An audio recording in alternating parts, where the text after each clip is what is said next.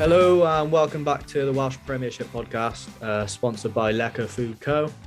As you can see, there's only two of us today, myself and Tobias. And we start off with an apology, really, for not bringing you podcasts for the last 2 weeks. We've been really busy with stuff in uni and placements. The eagle-eyed of you that follow us on social media might have seen that myself and Adam, who's not with us today, have been doing some stuff for Dice Sport, a few Premiership related articles on their website that we've been doing as well. So we've been keeping busy and really glad to bring you a podcast today. So before we get into last week's fixtures then and this week's coming, we just wanted to take a minute at the start of this podcast to say our condolences on to all at Bridgend Ravens and the family of Simon Green, who's recently passed away. And although I didn't know Simon personally, we know how much of a popular figure he was down at the Brewery Field. And I'm sure he'll be missed by everyone down at Bridgend and everyone in the Premiership as well. So moving on to last weekend's fixtures then, and all Saturday fixtures, nearly had a full round of fixtures in the Premiership. Obviously, Llandovery and Pontypridd played their Cup quarter-final, which we'll talk about later. So with the Premiership games then, we'll start with Aberavon against Carmarthen. And surprisingly, Aberavon came away 23-5 winners, Spike. What did you make of that one? Obviously, we thought that might have been a bit closer. Yeah, I think I'll agree with you there. Maybe it would have been a bit closer. I think the way Quins have played this year have been, well, personally, I've been pretty impressed with them. Aberavon have had a bit of a rocky ride, a lot of games being called off and stuff, but we know they're a quality side and they proved that on the weekend, it's a good win for them and I think they'll be boost from now and I think Aberavon will kick on and push for that top four this season. Yeah, and moving on to the second game then, and Bridgend hosting RGC, and Bridgend coming away with a 20-8 victory. Obviously, their first win of the Premiership season, so that could be a really good boost for them, won't it? And although disappointing for RGC, I'm sure RGC can bounce back from that one. Yeah, RGC will be a little bit disappointed, I think. Coming there, I think they would have thought it's another game they should target and probably come away with a win. But they've improved throughout the season. We said we've credited Kerry Jones for the stuff he's done with the team this season as well. So it's a bit tough on them. But on the other hand, I thought Bridgend were outstanding this week. With Alwyn Davis in charge, the performances have improved in recent weeks. They come quite close against Quins the week before. And his performance was deserving of victory this weekend. And again, it could be a boost from heading into tomorrow night now as well. Yeah, I think the main thing from that Bridgend game is it wasn't a fluke victory. They did dominate RGC and they were the better side. And I think that's something, although obviously they did pick up a couple of good wins in the cup competition. We mentioned that one over Llandovery quite a lot.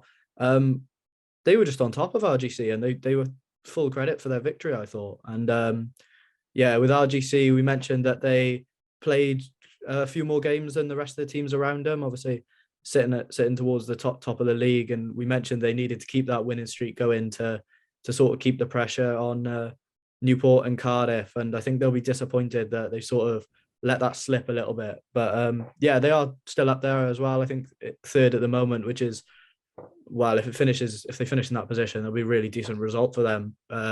All things considered, obviously losing their coach at the start of the season and having a difficult start to the cup competition. So I would say they're still sort of punching above their weight, even though they would have been disappointed to lose that one on the weekend. Moving on then, and Ebervale picking up a 14 points to 5 victory over Swansea. Close game in tough conditions, probably what you always expect at Eugene Cross. But that's a massive win for Ebu, isn't it? Yeah, it's massive. And again, I think it's one of those results that personally I wasn't expecting this week. I think the former Swansea in the last few weeks, you'd think you'd fancy them the way they've been playing. But all credit to Ebu Vale. It's always tough going Ebu Vale away. I think everyone knows that. But they're starting to make that home ground, especially against the lower sides in the league now, Llanelli and Swansea. They're using that to advantage. And to come away with a win there, it's just moved them a little bit further from the bottom of the table. And it's a massive victory for them. Yeah, I think the one thing you'd say about Ebervale at the moment is they're sort of ticking along how you'd expect them to do. They're losing games that, all right, they'll be disappointed to have lost, but against teams that you would probably say are better teams than them at the moment, probably teams that have picked up results a lot earlier in the season, have got a little bit more confidence than them. But one thing they are doing is picking up results against the teams that you think that they should be beaten or that are beatable. So I think they're sort of doing okay, doing as they should be. And I think Jason Strange will be quite proud of the work that he's doing down there, and quite proud of the work that the boys are putting in down at Ebervale. Moving on then to the highest scoring match of the weekend, and Merthyr came away 46-22 winners against Llanelli. And I think it's something we always talk about Merthyr is they score a lot of tries, but they are quite open as well. But I mean, when you're scoring 46 points and you're coming away with the 5 points from the game, it doesn't really make a difference, does it? No, I think Merthyr enjoy being in the high scoring games of the week. I think most weeks they're usually involved in a high scoring tussle like that. But no, the rugby they play, they do risk maybe leaking a few points, but it is rewarding them in a minute. 46 points it is a brilliant result. Maybe with the news, the coaching staff's moving on end of the season as well. Just a little bit of a boost for the fans and the chief that it's going to be a strong finish on this year. And it was an impressive performance. I thought, we credit the backs maybe for the tries and stuff, but I think we'll touch upon later, but the pack was outstanding this weekend as well.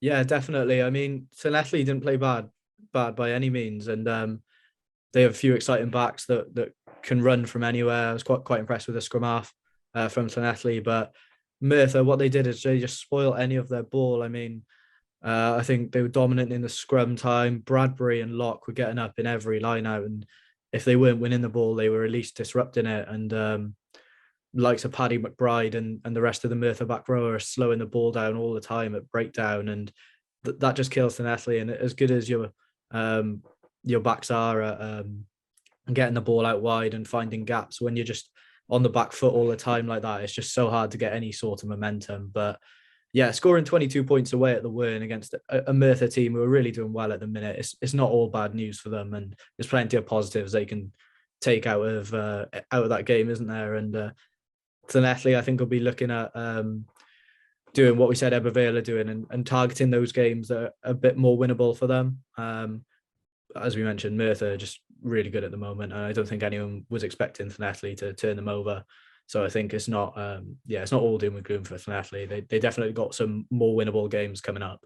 Final game of the weekend then, and I think this was a really surprising one to all of us. We've all said how good Newport have been this season, but we thought it'd be a really good close match. Obviously, back at Rodney Parade for their one game away from their home now, Newport Stadium. Newport coming away 38-6 winners against Cardiff. That's huge at the top of the table, isn't it? Yeah, it's massive. And maybe we expected Newport might have just had the edge. Cardiff had to make a few changes because a few of their boys gone out to South Africa. But 38 points to 6 is a massive result. I think half time it was only 12-6.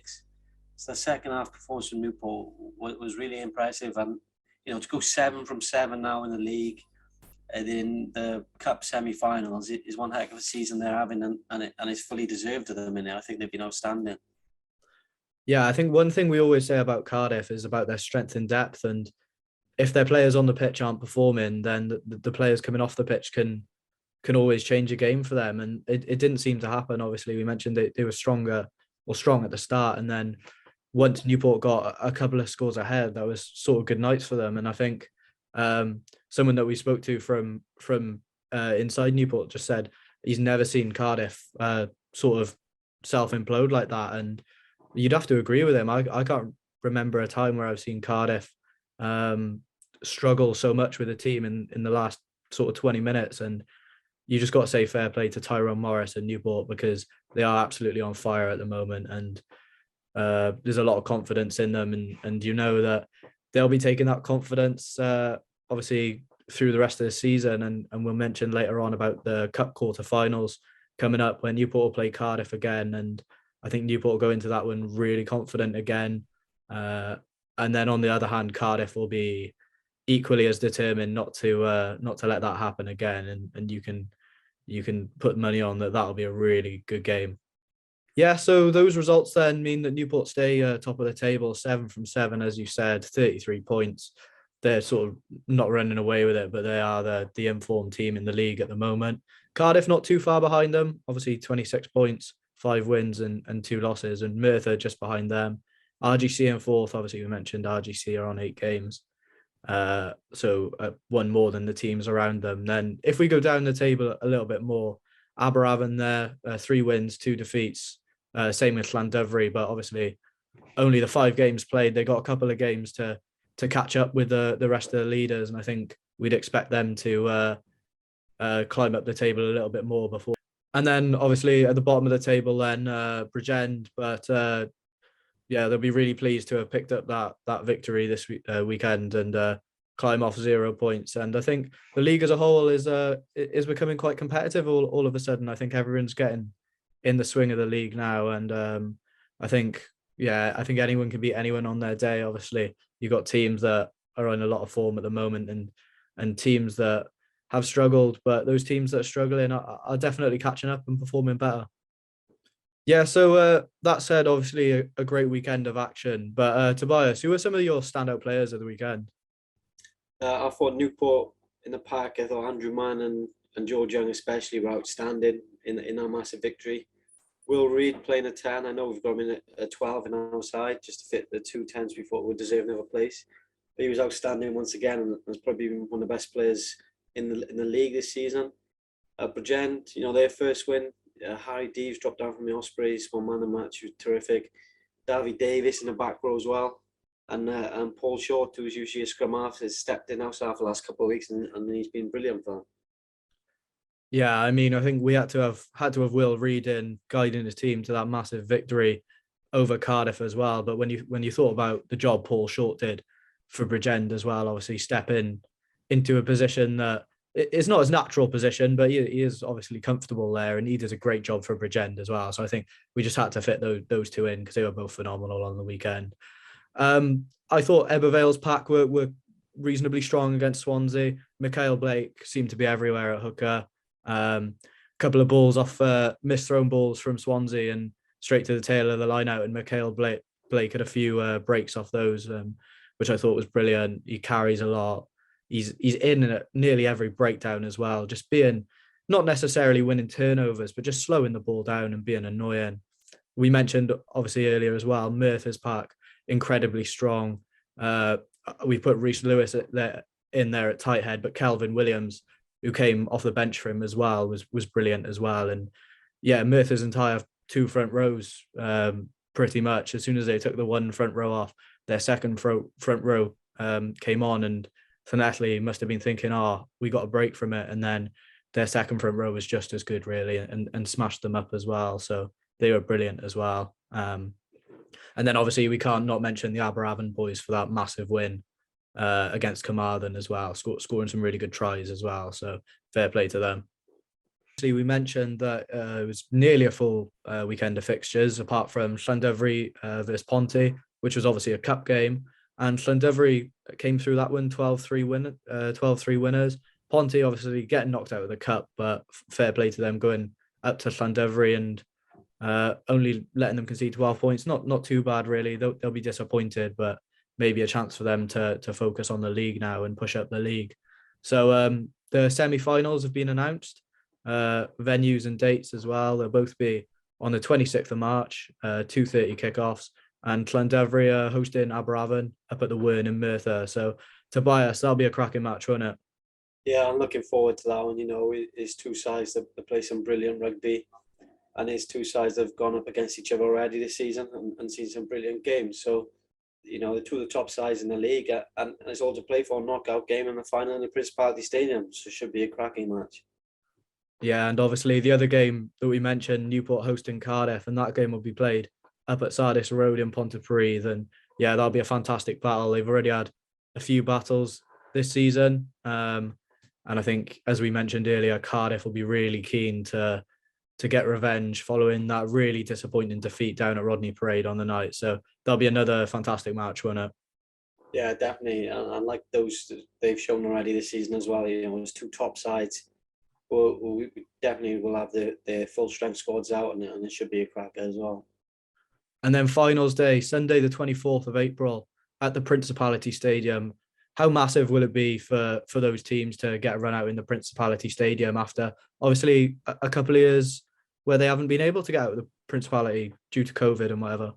Yeah, like you said, it's been a couple of years since they've even had a chance to play there. And for a lot of these boys, especially the youngsters coming through, they wouldn't have even played there before. So it's massive. And as teams as well, Newport haven't been up towards the top of the league for a while.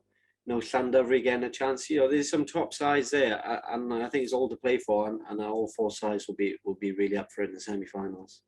Yeah, and obviously before the Premiership Cup, we'll have the Championship Cup and the Championship Plate, and that's a massive opportunity, isn't it, for sides? I know Neath and Bargoed in the Championship Cup final, they'll be really keen to sort of show the Premiership that are watching the talent they've got, and obviously they won't be promoted this season, but there's a chance that they could win promotion next season to the Premiership. So they'll be keen to show the rest of the Premiership what they've got, and sort of if they do get promoted, sort of this is what's coming for you, isn't it? Yeah, like you said, it's a lot of Premiership fans, players, etc. will be watching, and they'll see the strength of the Championship again, which is an ever-growing league. Teams like Neath and Bargoed who deserving to be at the top, and they'll show the quality of the sides that are waiting to come up when promotion is eligible again.